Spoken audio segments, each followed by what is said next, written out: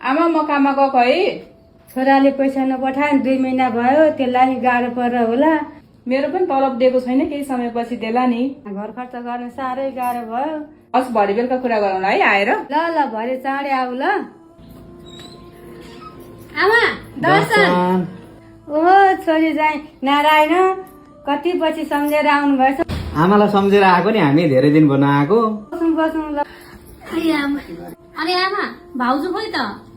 भाउजू बिहानै गएकी काममा, अब बेलुका मात्रै आउँछिन्। ए कस्तो तिर्खा लाग्यो, गिलास पानी लिएर पनि जाऊ। ए ल म लिएर आउँछु ल। म ल्याउँछु नि त पानी। होइन आमा, हजुर यहाँ आएर बस्नुहोस्, म लिएर आउँछु। आउनु लु गएर बस्नु न, म पानी लिएर आउँछु। ओहो आज त घरमै हुनु रहेछ। 10 दिनमा दिन्छु भन्नुभयो पैसा, 4 महिना भइसक्यो अहिलेसम्म आएन। खोइ मेरो पैसा चाहियो मलाई त, म त पैसा लिन आएको। पक्नु न बाबु, छोराले पैसा पठाउँछ अनि म दिइहाल्छु नि बाबुको पैसा। अहिले छोराले पैसा नपठाएर पो त। अब मलाई त अप्ठ्यारै परेर आएको हो, मलाई त आज चाहिन्छ है पैसा। अब म पुर्न सक्दिनँ, 4 महिना कुरिसकेँ। कति पैसा हो र उहाँलाई दिनुपर्ने मम्मी? 10,000 जाई। ए 10,000 को लागि हो? हजुर लिनुहोस् हजुरको पैसा। पर्दैन जाई, केही दिनमा पैसा आउँछ म दिइहाल्छु नि। ल दिदी, अब ढिलै भयो नि, पैसा पाएँ। ल म त लागेँ अब। ज्वाइँले पैसा नदिनु भएको भए हुन्थ्यो। केही भएन मम्मी, म पनि यो घरको छोरा हो नि। हजुरलाई गाह्रो साह्रो पर्दाखेरि मैले यति गर्नु भएन र? म ससुराली आएर मान सम्मान लिने, पैसा मात्रै लिने ज्वाइँ होइन नि त। मेरो पनि कर्तव्य हुन्छ नि त यति त। हुन त हो।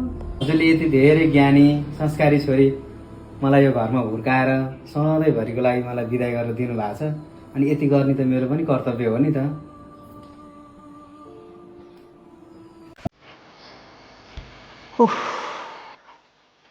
के भयो बुढो तपाईँलाई?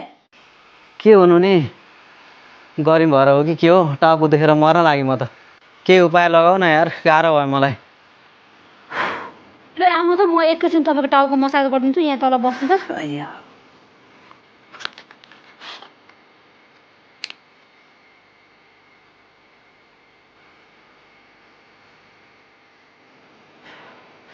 खालि म एकछिन सोध्छु ल, मलाई कस्तो निन्द्रा लाग्यो जस्तो भयो ल।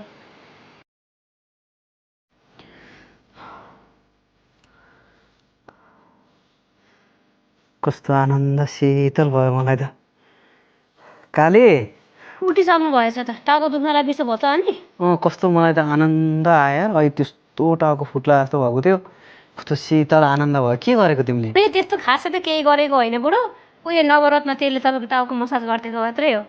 ए हो र, यस्तो आनन्द दिँदो रहेछ है यसले त। हो त बुढो, नवरत्न तेलले मसाज गर्दाखेरि त एकदमै आनन्द शीतल हुन्छ। यो चाहिँ 9वटा जडीबुटीहरूबाट बनेको हुन्छ होइन। यो चाहिँ 2 थरीको हुन्छ, एउटा चाहिँ रेड र यो ग्रिन। रेड भनेको चाहिँ ठन्डा हुन्छ भने यो चाहिँ एक्स्ट्रा ठन्डा। तपाईँलाई चाहिँ धेरै टाउको दुखेको भएर मैले यो एक्स्ट्रा ठन्डाले मसाज गरिदिएको हो कि। यसको मसाजले त यस्तो रिलिफ, यति आनन्द दिने रहेछ अनि। हो नि बुढो, अबदेखिबाट म तपाईँलाई सधैँ बेलुका बेलुका चाहिँ यही नवरत्न तेलले चाहिँ टाउको मसाज गरिदिन्छ है। ल हुन्छ।